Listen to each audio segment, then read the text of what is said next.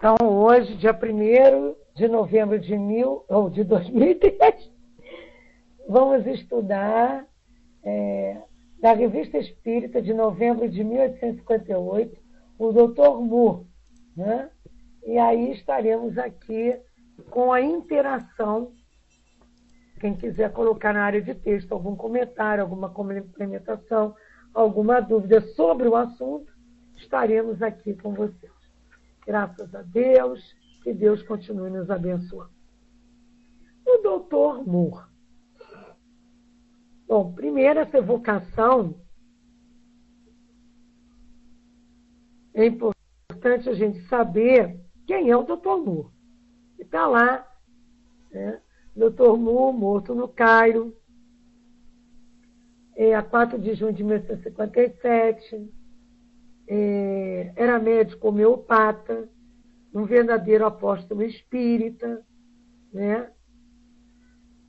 Ele foi evocado a pedido do Sr. Joba. Dizem que foi um espírito muito elevado, e no mínimo deve estar em Júpiter, isso são suposições, mas é importante que a gente saiba que evocado, e essa ligação dele com o Sr. Joba. O Sr. Joba era o diretor do Museu Real da Indústria de Bruxelas, que morreu em 1861. Foi presidente honorário da Sociedade Parisiense de Estudos Espíritas. Nós temos uma comunicação do Sr. Joba lá no livro Céu e Inferno. Livro este, né? Publicado com várias, em 1865, né? Com várias comunicações. Uma delas é do Sr. Joba, que está depois nas revistas espíritas de 1861, se não me engano. Nós não vamos tratar do caso Joba, porque quando nós estivemos lá na revista espírita,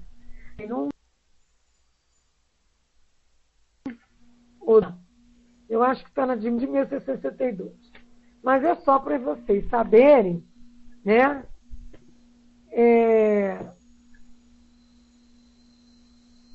Quem é o Joba e quem é esse outro espírito conhecido, né, de Jobat.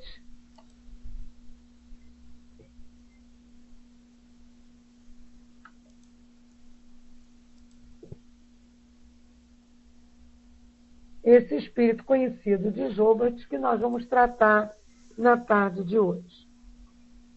Também é importante lembrar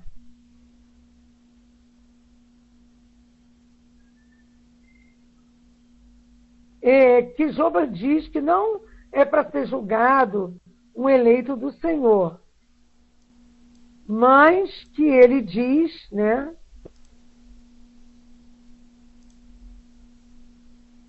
que é um esforçado de estudo.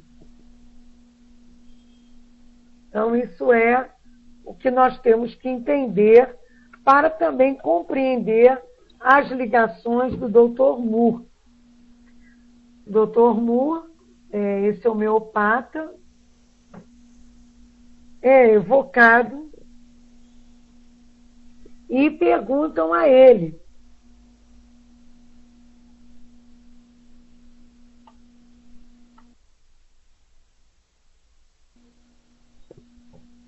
vocês estão me ouvindo?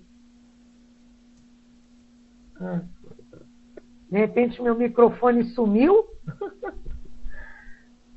E aí, quando ele é evocado, ele diz: eis-me aqui. E quando perguntam a ele onde ele está, ele diz: eu estou errante. Errante não é um espírito inferior nem errado. Nós sabemos, e isso está na revista, no Livro dos Espíritos, na 223 do Livro dos Espíritos, quando se pergunta A alma reencarna imediatamente após sua separação do corpo? Algumas vezes imediatamente, porém geralmente só após intervalos mais ou menos longos. Nos mundos superiores, a reencarnação é quase sempre imediata. Sendo menos grosseira, a matéria corporal, o espírito encarnado aí goza de quase todas as suas faculdades de espírito. Seu estado normal é o de vossos sonâmbulos lúcidos. Na 224, o que se torna a alma no intervalo das encarnações? Espírito errante, que aspira seu novo destino. Ele aguarda. Então, é um momento em que ele aguarda. E que é uma duração que pode se prolongar.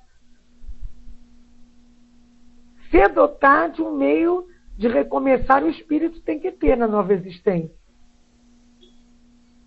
Não há um limite extremo determinado para esse estado de errante.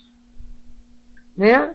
A erraticidade não é um local onde há espíritos inferiores. E é um local onde há espíritos aguardando um estado transitório do seu estado normal. O espírito está desligado da matéria.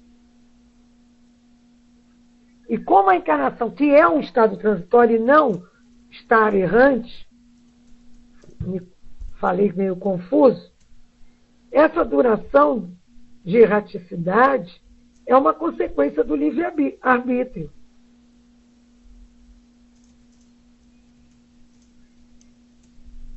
Todos os espíritos que devem encarnar são considerados errantes. E eles se instruem, estudam o próprio passado, procuram meios de se elevar, observam o que acontece nos locais que percorrem, escutam palestras. Então, é nesse estágio, isso, Dudu, como se fosse um depurador de nossa consciência. Vem aí uma orientação ao Luiz, né? Sobre o som. E aí vem. Vossa morte ocorreu a 4 de junho deste ano? Não, do ano passado. Então não foi em 1858, foi em 1857. Lembrai-vos do vosso amigo Sr. Jobard, esse que nós tratamos, que está lá, a evocação na revista de maio de 1962, e no Céu e Inferno, considerado como espírito feliz. Feliz não é puro, hein, gente? Sim, frequentemente estou ao seu lado. Quando eu lhe transmitir essa resposta, ele terá prazer, pois que sempre vos teve uma grande afeição. Eu sei, responde ele. É um dos espíritos que me são mais simpáticos. Então, se ele está do lado dele, não é para perturbar, é por coincidências de simpatia, de ideias ou de pensamentos, ideias ou de sentimentos. E isso está lá no Livro dos Espíritos, na 513. Os espíritos simpáticos agem em virtude de uma missão, algumas vezes podem ter uma missão temporária, porém, com mais frequência, vem aí a parte que nos interessa, entre o Dr. Moore e o Sr. Jobar, são atraídos somente pela semelhança de pensamentos e sentimentos, tanto para o bem quanto para o mal. E aí perguntam, né? Daí resulta que espíritos simpáticos podem ser bons ou maus. Sim, o homem sempre encontra espíritos que simpatizam com ele, qualquer que seja seu caráter. E aí ele fala, na 514, numa explicação, que os espíritos simpáticos são aqueles que são atraídos por nós por afeições particulares. Isso está no comentário de Kardec, na 514. Né? no 4º parágrafo. E uma certa semelhança de gostos e de sentimentos, tanto para o bem quanto para o mal. A duração de suas relações está quase subordinada às circunstâncias. Claro, quando um deixa de querer ou de sentir o que o outro quer e sente, essa simpatia acaba. Se for para o bem, que ela progrida. Se for para o mal, que ela se corte. Que um ou outro, ou os dois, progridam e mudem, né, gente? Concordam? Luiz Nogueira, agora ouvindo? Concordando? Aí faz-se uma pergunta 6. Em vida, que pensassem que fossem os gnomos. E aí, nós vamos comentar com vocês essa questão. Nós vamos vendo que nessa época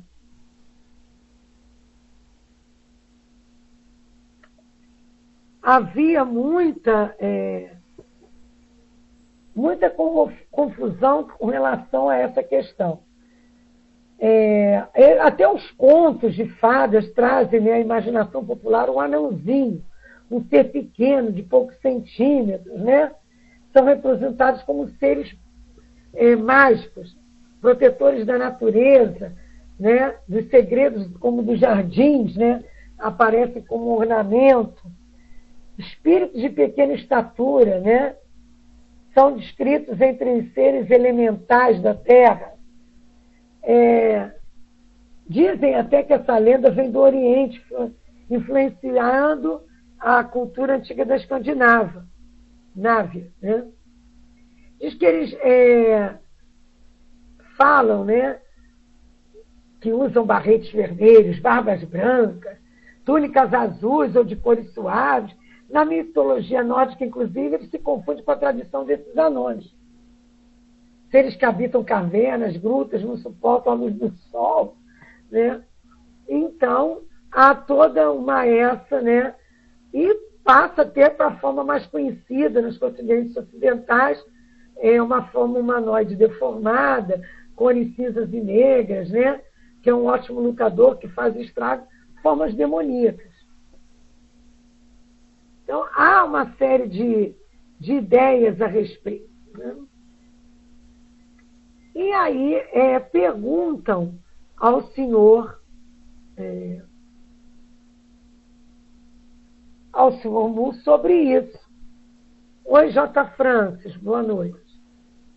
E ele disse, supunha que fossem seres capazes de se materializar e tomar formas fantásticas. Então, essa ideia, né, que a gente vê um pouco deturpada e que se confundem com os elementares, é interessante que a gente só passa assim por cima para que a gente compreenda o porquê das perguntas. E aí pergunta, e o que credes agora? Creio mais ainda. Agora eu tenho certeza. Eu digo, e agora? Mas ele diz, Mangnomo é um vocábulo que lembra muito a magia. Agora prefiro dizer espírito em vez de gnomo. Né? Então, é interessante essas explicações e essas contextualizações que a gente possa fazer a respeito do que a gente estuda, não é verdade? Para que a gente possa entender melhor o que naquela época ele tinha como visão. E ele diz aqui numa nota, ele não, Kardec, né? Que é bom que a gente, vamos dizer assim, leia com carinho.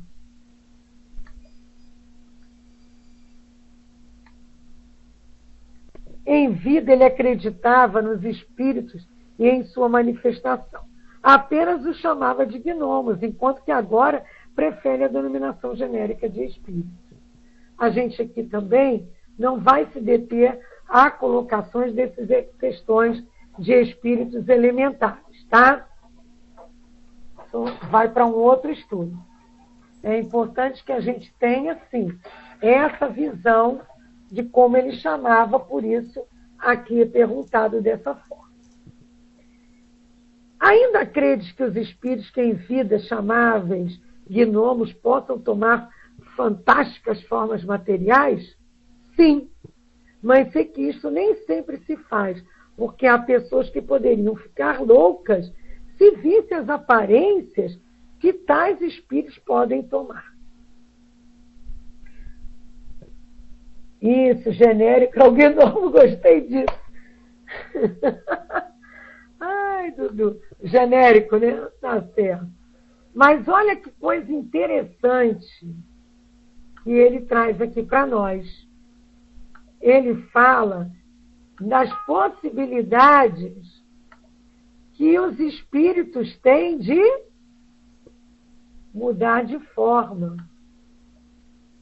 de apresentar formas diferentes de acordo com a sua vontade.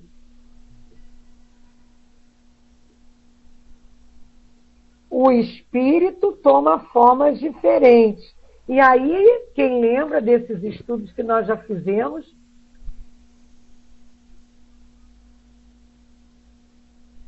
Quem lembra? Antes de que aparências seriam essas? Onde é que no livro do Livro dos Médiuns nós nos baseamos para essas questões? Qual é a prova possível, científica disso? Vamos lá? Ai, ai, ai. Vou falar de outra forma. A modificação das propriedades da matéria? Isso, Lúcia, a plasticidade do perispírito. Então, há modificações das propriedades da matéria? Há. A água não passa de um estado sólido para o líquido, do líquido para o gasoso? Por que a matéria quintessenciada também, que é a original, né, tudo vindo do fluido cósmico universal, não temos essa questão? Então, há essas possibilidades. E isso a gente estuda no capítulo 8 do Livro dos Médiuns, do Laboratório do Mundo Invisível. Dudu, vou ficar de olho na Luz. Luz, vamos começar a ficar de olho. Que tal? Temos mais uma colaboradora. Então, tem lá, temos na 126 do Livro dos Médiuns, né? Temos dito que os espíritos se apresentam vestidos de túnicas, envoltos em largos panos, ou mesmo com os trajes que usavam em vida. 126. O envolvimento em panos parece costume geral no mundo dos espíritos. Mas onde irão eles buscar vestuários semelhantes em tudo aos que traziam quando vivos, com todos os acessórios que os completavam? É fora de qualquer dúvida que não levaram consigo esses objetos, pois que os objetos reais temos-los ainda sob as vistas. De onde então provém os que usam no outro mundo? E aí ele traz, né, esse estudo maravilhoso do Livro dos Médiuns, que mostra que pelo pensamento, como Luiz Nogueira nos diz aqui, na área de texto, nós plasmamos, nós trabalhamos o fluido, né? Nós nos automodificamos. Daí, pelo pensamento no bem, nós nos modificamos com ações no bem. Plasmar, pensar, lutar contra as más tendências advindas nos pensamentos, nos leva a mudanças de atitudes. E nos leva a vibrações outras, nos levam para outro patamar de sintonia, a ligações com outros espíritos simpáticos, a essas novas ideias, e nos proporcionam, não é? As grandes possibilidades de mudanças e progresso moral. Quando a gente vê aqui que o perispírito pode adquirir as propriedades da matéria e tornar-se tangível, mas que essa tangibilidade é momentânea, quando a gente vê aqui, né, que, e foi o Espírito São Luís que responde, né, sobre isso, né, que o perispírito toma aparência de vestuário semelhante ao que o espírito usava quando vivo, e que a aparência deve ser tomada assim no sentido de imitação. E isso está lá na quarta pergunta, feita na 127 do Livro dos Médiuns, a 128 do Livro dos Médiuns de São Luís, sobre essas questões.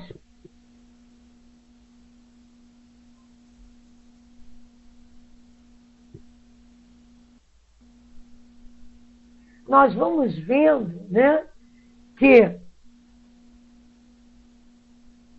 a matéria inerte se desdobre, que haja no mundo invisível uma matéria essencial capaz de tomar a forma dos objetos que vemos. Dupla palavra, terão estes objetos um duplo etéreo no mundo invisível? E aí os espíritos nos dizem que não é assim que as coisas se passam. Sobre os elementos materiais disseminados por todos os pontos do espaço na vossa atmosfera, têm os espíritos um poder que estás longe de suspeitar. Carlos Roberto, você me fez uma pergunta. Onde eu encontro esta afirmativa?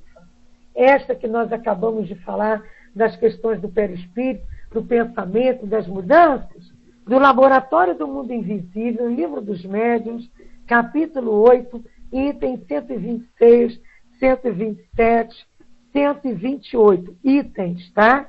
Não páginas. Né? Fala dessa teoria e até a 131. Isso é muito comum. Calma, estou calma. É o modo de falar. Livro dos Médiuns, meu querido. Vamos botar aí na área de texto. Capítulo 8. Laboratório do Mundo Invisível. Os itens principais vão desse assunto 126.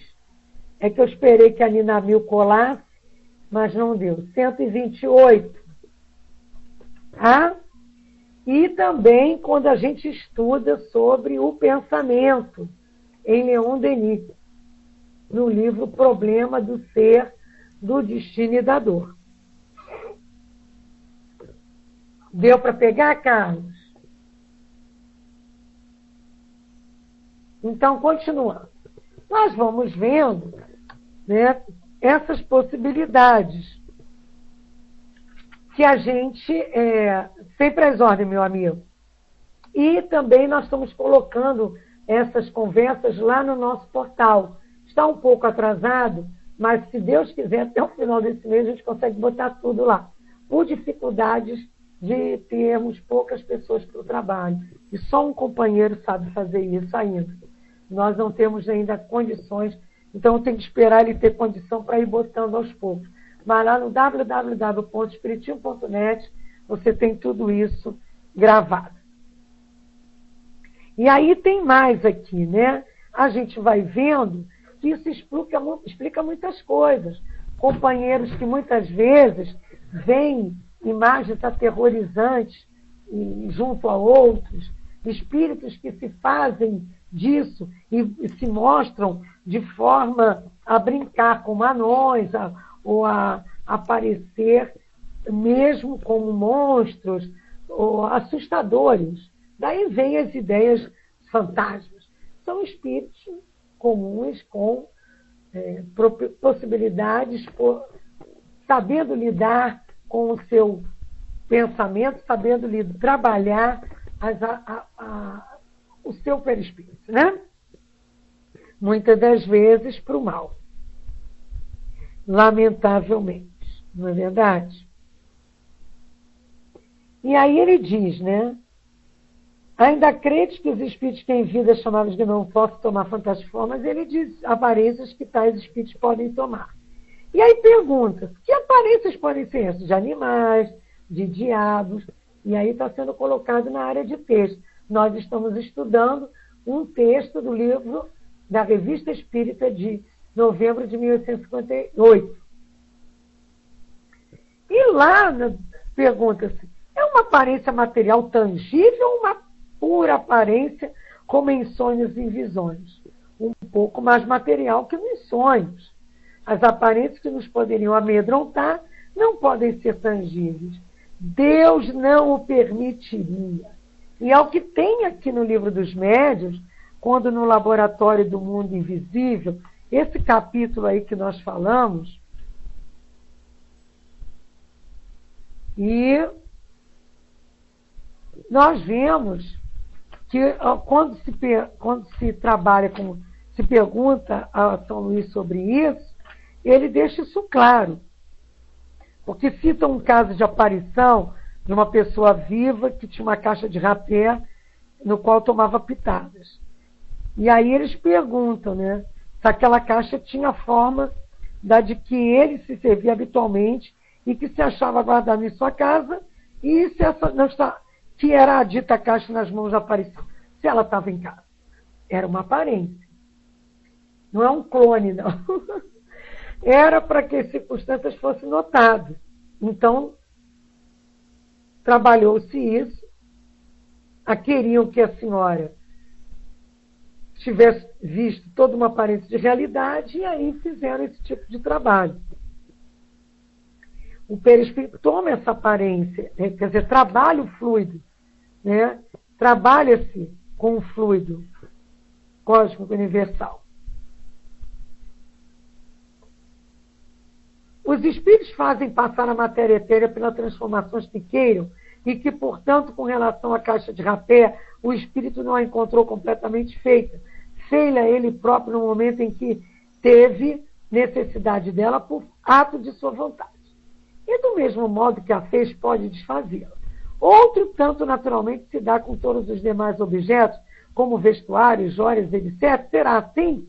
E aí São Luís responde, mas evidentemente.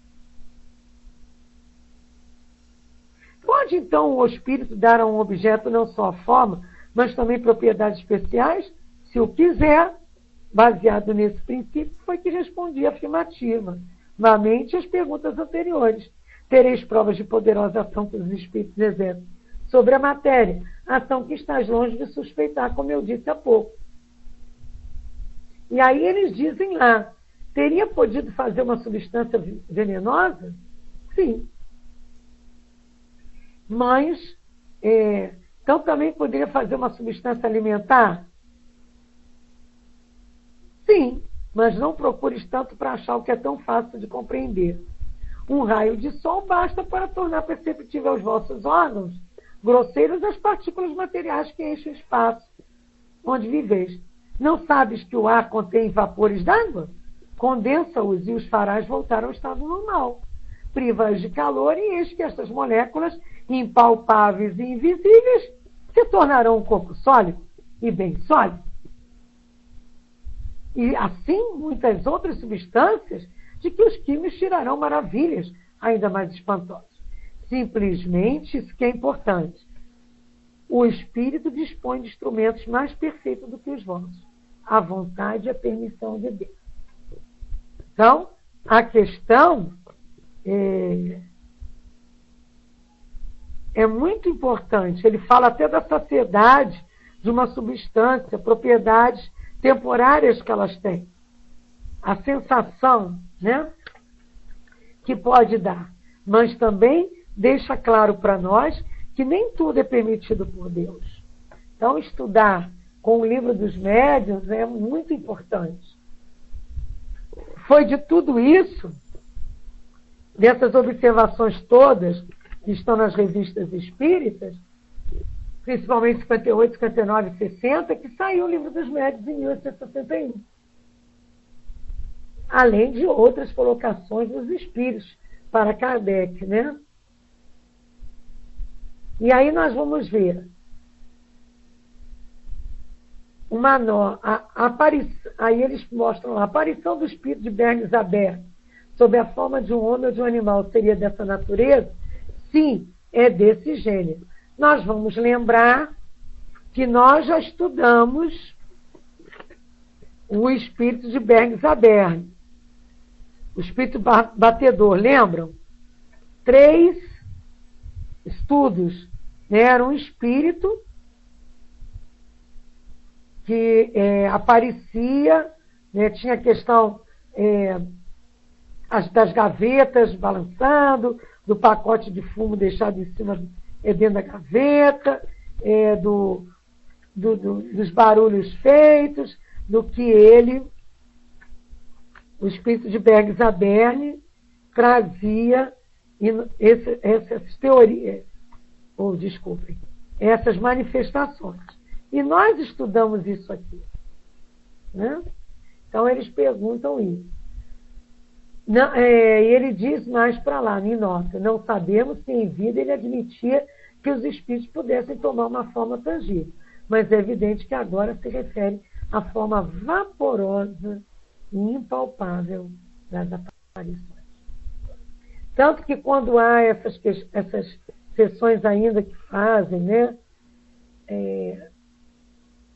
de aparições, o cuidado que tem que ter com a audiência, com os médicos que estão doando o seu fluido, o seu ectoplasma, né? Então, hoje a gente vê que não há necessidade, né?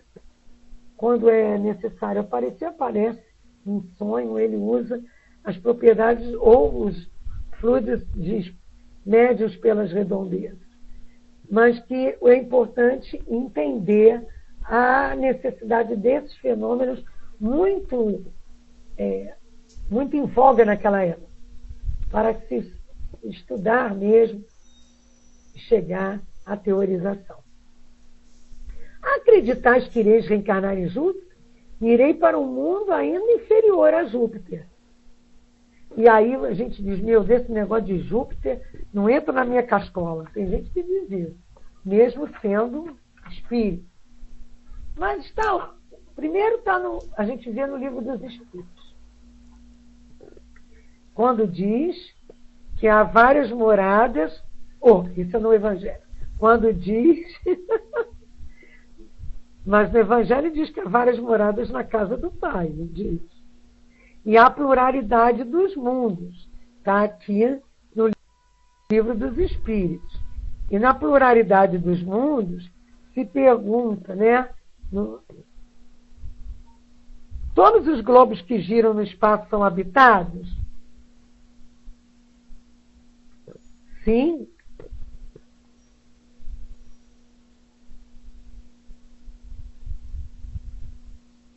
E o homem da Terra está longe de ser, como supõe o primeiro, em inteligência, em bondade e em perfeição. Aí J. Francisco diz que Júpiter, por essência, um planeta formado por gases. Gases desconhecidos por nós, né? Tanto é que está lá a casa de Mozart. E a gente já viu isso aqui. Semana que vem nós vamos estudar um pouquinho mais sobre isso. Vamos fazer assim um apanhado sobre essas questões. Há, no entanto, homens que se acreditam muito fortes, que imaginam que este pequeno globo é o único a possuir o privilégio de conter seres racionais. Como diz a Louise. Meu Deus. Eles procuram corpos como o nosso. Sabemos que não é bem isso. Porque a cada local mais evoluído, a gente pega o fluido daquele local para montar o nosso corpo. Então não pode ser igual o da Terra, de planeta de prova e expiação. Está na 56 do Livro dos Espíritos. A constituição física dos diferentes globos é a mesma? Não. Eles, de modo algum, se assemelham. Claro, se eu evoluo, eu tenho que ir para um lugar melhor. E aí esses espíritos têm que estar num planeta melhor, ou num lugar melhor, gente. Só que até ter planeta tem várias, né, camadas. A gente vê aqui no planeta Terra, quantas colônias espirituais a gente já ouve falar, além de nosso lar? Faz ideia, Júpiter. Isso é a nossa galáxia. E as outras? Não sendo a mesma para todas a constituição física dos mundos, segue-se que haja para os seres que os habitam uma organização diferente? Sem dúvida. Assim como no vosso peixes são feitos para viver na água e os pássaros no ar. E aí ele mostra para nós essa clareza, essa lógica do planeta, da lei de Deus. E vai dizendo, Os mundos que se encontram mais afastados do Sol acham-se privados de luz e de calor, visto que o Sol não se mostra a eles, senão sob a aparência de uma estrela? Aí responde os espíritos: crede, pois, que não haja outras fontes de luz e de calor além do Sol? Então, só aí já faz a gente pensar. Além das muitas moradas na casa do meu pai, como diz o Evangelho segundo o Espiritismo, não é não? A gente não pode esquecer de ler um pouquinho também. No capítulo 3, quando ele fala lá, item 3, 4 e 5, itens 3, 4 e 5. Do ensino dado pelos Espíritos, resulta que os diversos mundos estão em condições muito diferentes uns dos outros quanto ao grau de adiantamento ou de inferioridade de seus habitantes. Dentre esses mundos, existem aqueles cujos habitantes ainda são inferiores aos da Terra, física e moralmente. Outros estão no mesmo grau e outros lhes são mais ou menos superiores em todos os aspectos. Então, nós estamos vendo isso assim, en passant, porque nós vamos ver isso mais profundamente em 2, 3 aulas para o futuro. Mas o nosso amigo Carlos Roberto diz assim: chegaste onde eu queria. E o que dizer dos companheiros que não aceitam nada de colônias, da informação de André Luiz? Não, eu sei que você não quer polemizar. Bom, quem não aceita, não adianta a gente querer fazer aceitar, né, meu amigo? Se não consegue, com qual informação que eu fico? Com a que diz que tem ou com a que diz que não tem? É só você pensar. Você acha que Deus ia criar tudo isso para ficar a gente olhando? Olha lá nos microscópios. O planeta, olha isso aqui. Para quê? Né? A gente vai com isso tudo para nós ficarmos apreciando apenas Deus, o Criador, porque um Criador tem. Eu não sei criar isso, nem você. Né? Então, se a lógica nos diz que há vida. A lógica também de que seres que já sumiram do planeta por evolução das próprias condições do planeta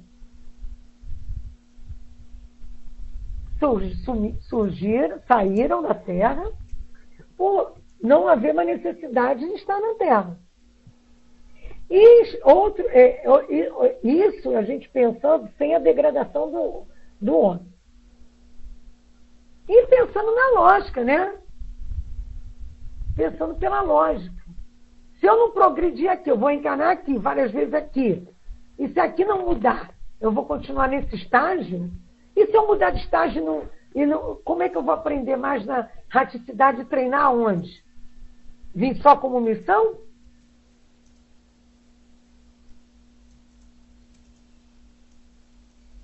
A Luiz diz que a Terra comparada a Júpiter, que está aqui dentro da nossa galáxia, é insignificante, mas é o nosso lar, por enquanto, para fazer a nossa evolução.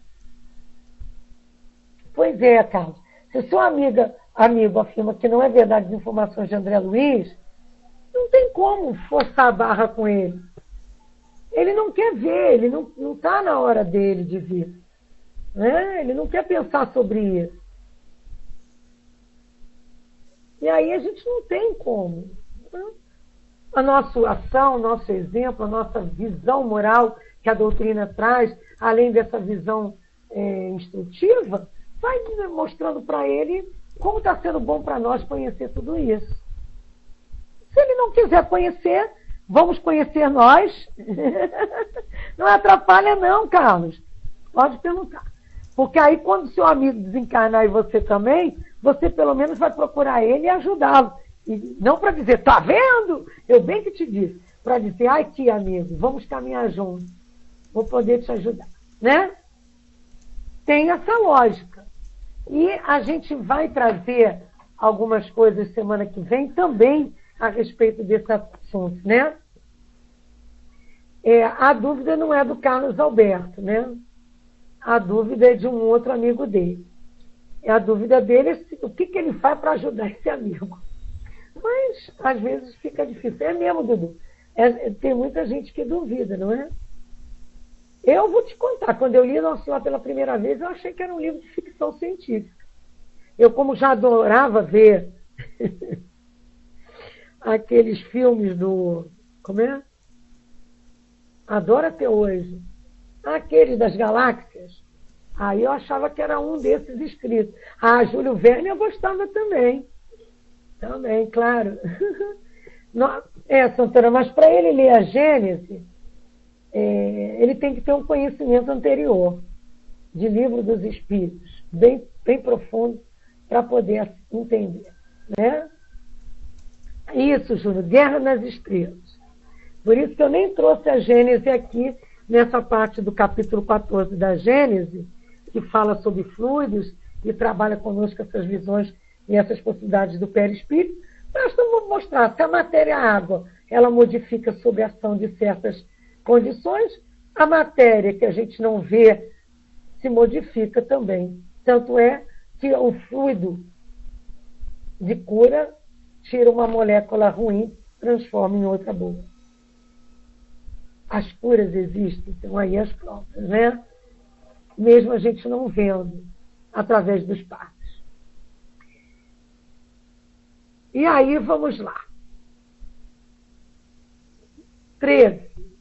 É por vossa própria vontade que ides para o mundo inferior a Júpiter, ou porque ainda não mereceis ir para esse planeta?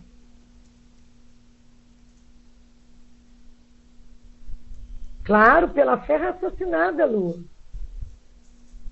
A gente vai pela fé raciocinada. Eu, no início, depois de estudar bastante, eu estudei 3 anos sistematicamente o Livro dos Espíritos, que é o Espiritismo, História do Espiritismo, em 1 ano. Livro dos Espíritos, eu fiquei 3 anos para entender. Depois é que eu fui para o Livro dos Médiuns.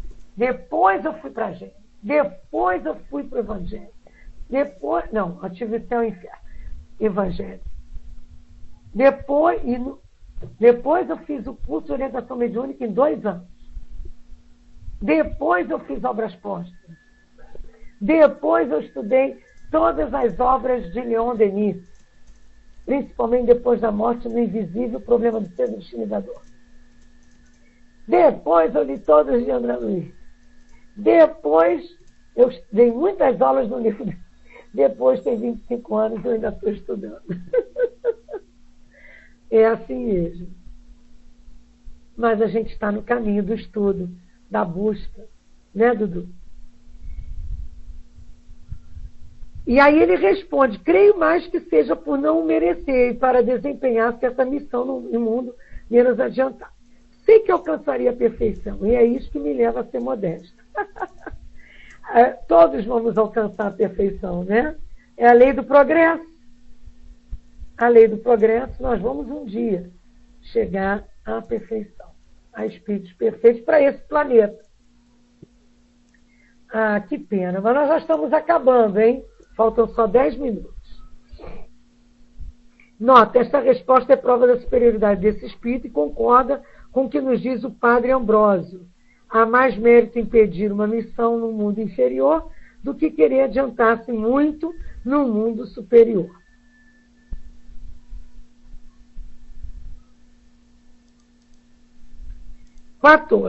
O senhor Joba pediu-nos que vos perguntássemos se havias ficado contente com o vosso necrológio escrito por ele.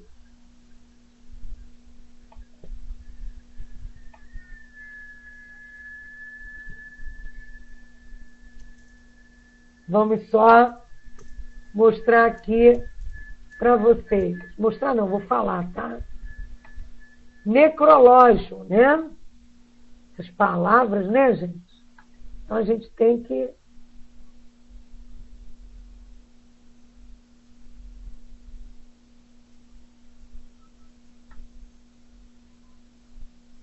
Então, vamos ler o que ele traz para nós, né? que ele traz para nós a respeito. E ele fala lá. Joba deu-me nova prova de simpatia escrevendo aquilo, diz ele. Escrevendo sobre ele, né? Agradeço e desejo que o quadro, um tanto exagerado, que fez de minhas virtudes e habilidades, possa servir entre vós de exemplo aos que percorrem a senda do progresso. Né? E aí a gente vê, né?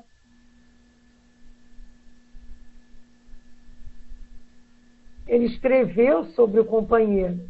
Necrológio é isso, né? Quando a gente faz uma escrita, fala sobre alguém, né? Não é uma biografia, né? Ih, eu estou ruim hoje. Vem necro mais logo, nio, né? É uma notícia em jornal relativa a pessoas falecidas, né? É um elogio escrito ou falado de pessoas falecidas. Então, espero que alguém faça o meu necrológio. Obrigado, Dudu. Dudu foi rápido, hein? Aqui as cigarras estão cantando, sim. Tá dando para ouvir? Que bom. Já choveu muito. Então, é interessante que a gente saiba dessas coisas, né? É importante também, como amanhã é dia de finados, nós vamos ter aqui a transmissão da palestra de finados e a prece no Centro Espírita Leon Denis, amanhã às 15 horas, mas é interessante que a gente veja, fale um pouco rapidamente, mas como está lá no Livro dos Espíritos, sobre isso, sobre as questões, como é que os espíritos, né, se veem com as relações, com as lembranças, as recordações que a gente tem deles, né, após a morte. Então, isso amanhã vai até ser melhor colocado pelo companheiro ou pela companheira que vai fazer um pequeno comentário sobre esse assunto, né?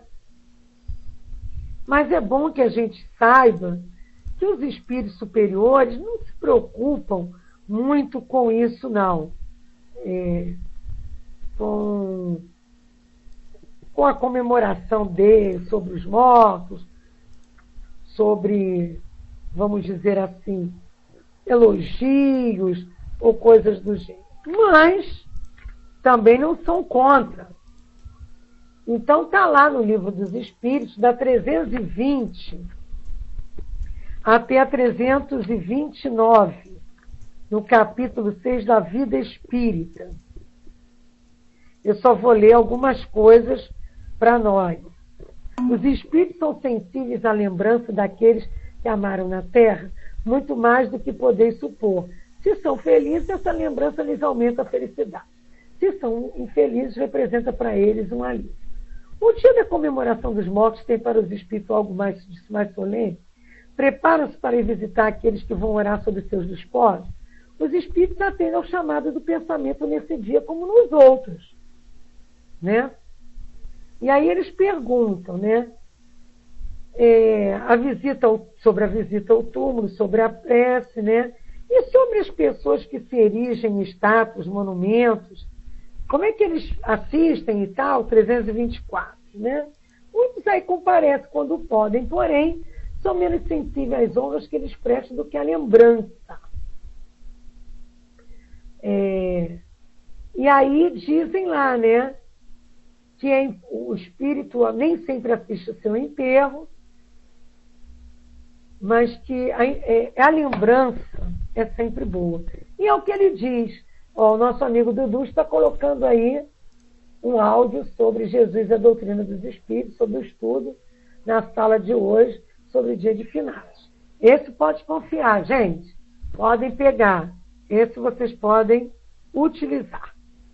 Então, é importante quando ele diz aqui, ele diz lá, deu-me nova prova de simpatia escrevendo aquilo. Então ele ficou feliz. Em vida fostes homeopata. Que é o que pensais agora da homeopatia? A homeopatia é o começo da descoberta dos fluidos latentes. Muitas outras descobertas igualmente preciosas serão feitas e virão formar um todo harmonioso que conduzirá o vosso globo à perfeição. Que valor emprestais ao vosso livro La Médecine du Peuple? É a pedra do operário que levei à obra. Bonita essa fala, né?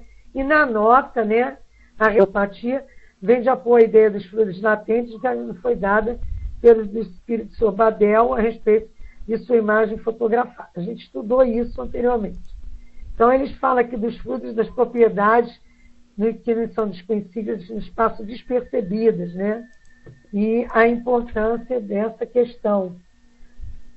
Tá? Quem está indo, até a próxima. Nós vamos, daqui a pouco, passar para o estudo do Centro Espírita Leon Denis sobre o finados.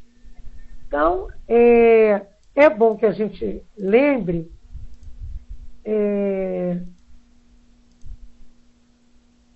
sobre esses fluidos latentes. Vamos só ver isso um pouquinho, terminando esse nosso estudo, tá? Então, eu vou ver aqui com vocês. Não acessem, podem acessar esse pode.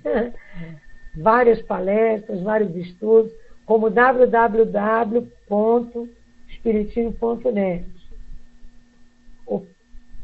Então, nós vamos vendo aqui, quando se fala de fluidos latentes, né? Homeopatia é o começo da descoberta desses fluidos latentes, como ele diz. Por quê? A gente... não está abrindo o que eu queria mostrar para vocês. Latente é que está, né, guardado, né? Está guardado. Está dentro, ainda não está totalmente potencializado, não está totalmente descoberto, não está totalmente trabalhado, né? Está lá no princípio do fluido, o fluido cósmico universal, as propriedades desse fluido, as propriedades de trabalhar isso, né? De mexer com isso, né? Então, é isso que a gente vê, a importância disso agora para nós, para o nosso estudo, é conhecer um pouco sobre isso. Isso é necessário. A gente tem essa noção. Bom, a gente já trazendo para vocês um pouco disso, nós voltamos ao livro dos médiuns, lá no seu capítulo 25, que é o capítulo que está embasando todos esses dois últimos meses de estudo nosso.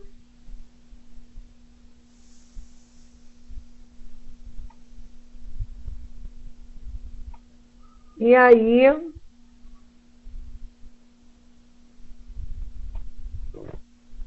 nós vamos terminando, só lembrando isso. Está aqui, ó, capítulo 25. Tem um momento aqui que eles perguntam sobre essas evocações particulares. Estão ouvindo o barulhinho de eu desfolhando? Quando, e ele diz, ó, a faculdade de evocar todo e qualquer espírito não implica para este a obrigação de estar à nossa disposição, que ele pode vir em certa ocasião e não vir em outra, com um médium ou um evocador que lhe agrade e não com outro. Dizer o que quer sem poder ser constrangido a dizer o que não queira, e isso quando lhe aprouver, enfim, por causas dependentes ou não da sua vontade, depois de se haver mostrado assíduo durante algum tempo, pode de repente deixar de vir. Por todos esses motivos é que quando se deseja chamar um espírito que ainda não se apresentou, é necessário perguntar ao seu guia protetor se a evocação é possível. Caso não seja, ele geralmente dá as razões, então é inútil insistir. E aí ele mostra, né? Mas é importante, igualmente, que só com muita prudência se faça evocações na ausência das pessoas que as pediram. Mas o seu Jobas estava presente, né? Todos os espíritos, qualquer que seja o grau em que se encontrem na escala espiritual, podem ser evocados. Quando se deseja comunicar com um determinado espírito, é de toda necessidade evocá-lo. Quando o espírito é evocado pela primeira vez, convém designá-lo com alguma precisão. Surpreende não raro a prontidão com que um espírito evocado se apresenta mesmo da primeira vez. Dir-se-ia que estava prevenido. E é com efeito que se dá, quando com a sua evocação se preocupa de antemão aquele que o evoca. É também importante, deixando aqui finalizando, né, que a gente tem uma utilidade às evocações particulares. Está lá na 281 do livro dos médiuns. Porque eles nos trazem o que eles conquistaram, qual é a visão deles na espiritualidade daquilo que eles tinham. Nós conhecemos os costumes do povo pós trazidas comunicações de espíritos de um tempo anterior, não é verdade? E a evocação dos espíritos, sempre, mesmo os vulgares, tem um aprendizado para todos nós. É importante que a gente aprenda a lidar com isso, para quando desencarnar estejamos um pouco mais preparados.